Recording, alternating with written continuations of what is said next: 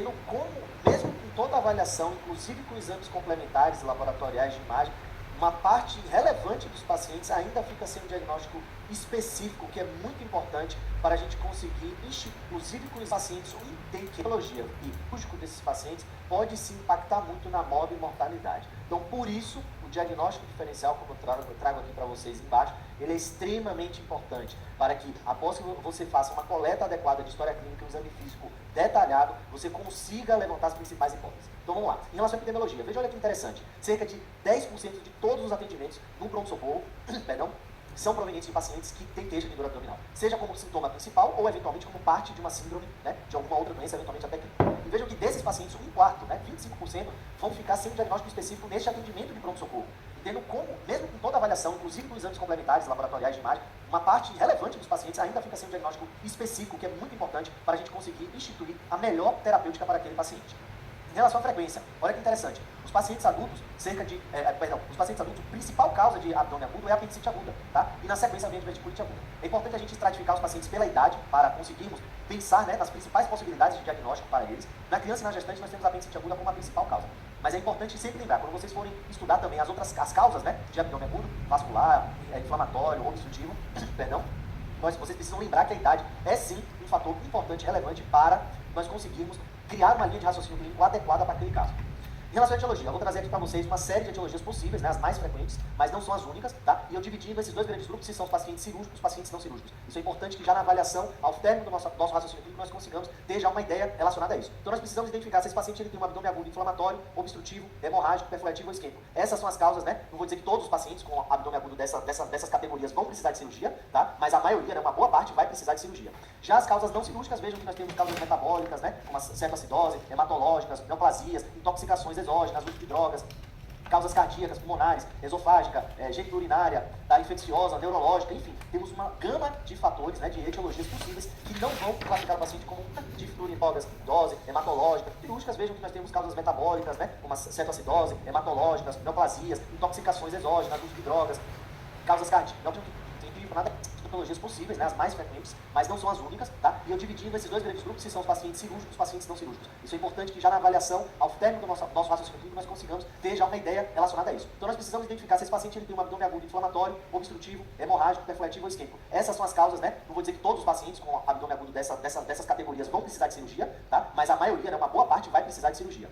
Já as causas não cirúrgicas, vejam que nós temos causas metabólicas, como a cetoacidose, hematológicas, neoplasias, intoxicações exógenas, uso de drogas, causas cardíacas, pulmonares, esofágica, geniturinária, infecciosa, neurológica, enfim, temos uma gama de fatores, de etiologias possíveis que não vão classificar o paciente como um paciente que necessariamente vai precisar de cirurgia, então a gente coloca nesse grupo de não cirúrgicas. Isso é importante vocês, durante a sua avaliação inicial, o seu raciocínio clínico, já ter isso na mente.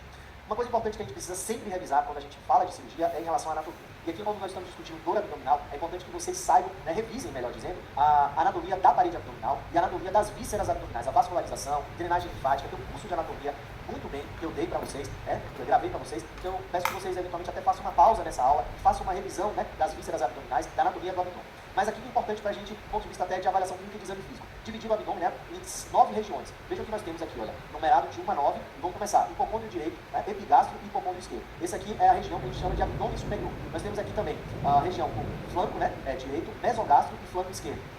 E temos também a parte mais inferior, que é chamada de abdômen inferior, que faz a transição com a pelve, que nós temos a fossa ilíaca direita, o hipogastro e a fossa ilíaca esquerda. Então é importante que vocês saibam isso, justamente para durante a sua avaliação, durante o seu exame, você conseguir descrever onde a dor está se localizando, se a dor migrou de uma região para outra, ou se era só numa região que generalizou, enfim, é importante a gente conhecer essa anatomia. Em relação ao peritônio, revisando para vocês, o peritônio, nós temos 2 folhetos, que é uma continuidade, é uma mesma estrutura, que recebe inervação, tem uma diferenciação em relação à vascularização, drenagem linfática, mas é o mesmo folheto. Vejam que esse folheto ele vai revestir as vísceras abdominais intraperitoneais, tá? E ela também, esse folheto ele também vai revestir a parede abdominal. Então é importante a gente diferenciar o peritônio visceral do peritônio parietal. Em relação ao retroperitônio, é importante vocês lembrarem quais são as vísceras que estão no retroperitônio. Por quê? Porque essas vísceras elas podem dar sintomatologia diferente. E também, como elas estão na parte posterior do abdômen, então atrás, então às vezes fica difícil de você conseguir examinar e também de conseguir colher informações relevantes durante a sua avaliação clínica por conta dessa localização, tem outras vísceras na frente, pode atrapalhar. Então lembrando, os rins, tá? As adrenais também, a suprarrenal, pâncreas e duodeno são órgãos retroperitoneais, musculatura paravertebral, aqui o músculo psoas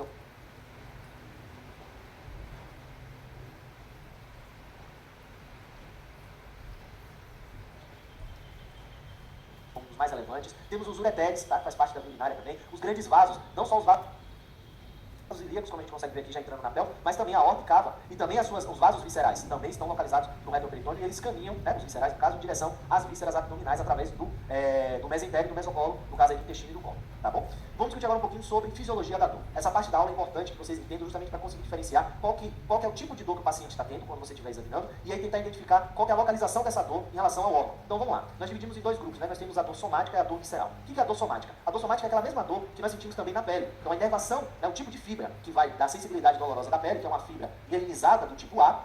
Essa fibra, ela também vai fazer a inervação do peritônio parietal. Lembra o folheto que vai fazer o revestimento da parede abdominal na parte interna? Então vejam que então, a sensibilidade dolorosa do peritônio parietal, ela é semelhante à da pele, o mesmo tipo de condução nervosa, que é uma condução rápida, tá? Uma dor aguda,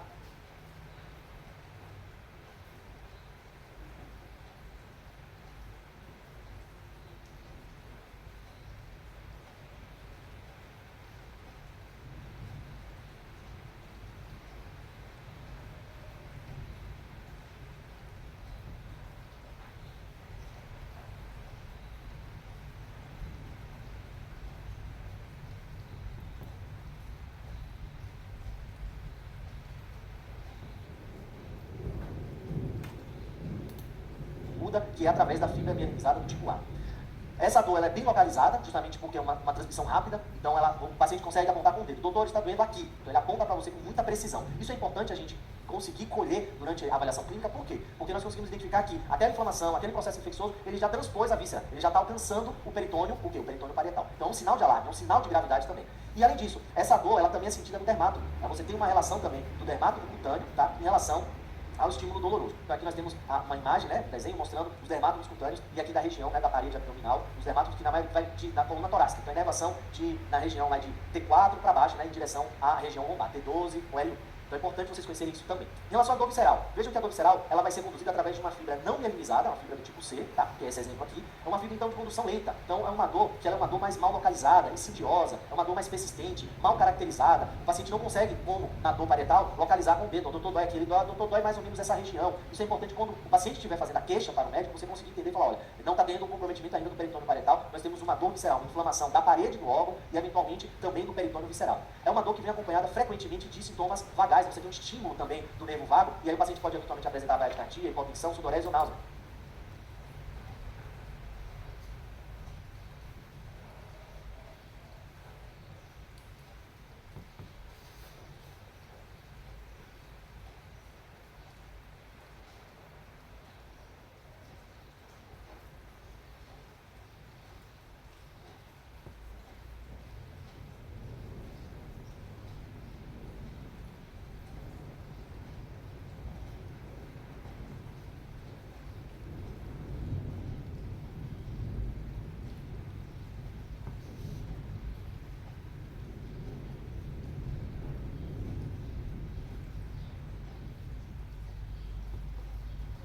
Do nervo vago, e aí o paciente pode frequentemente de sintomas vagais, você tem um estímulo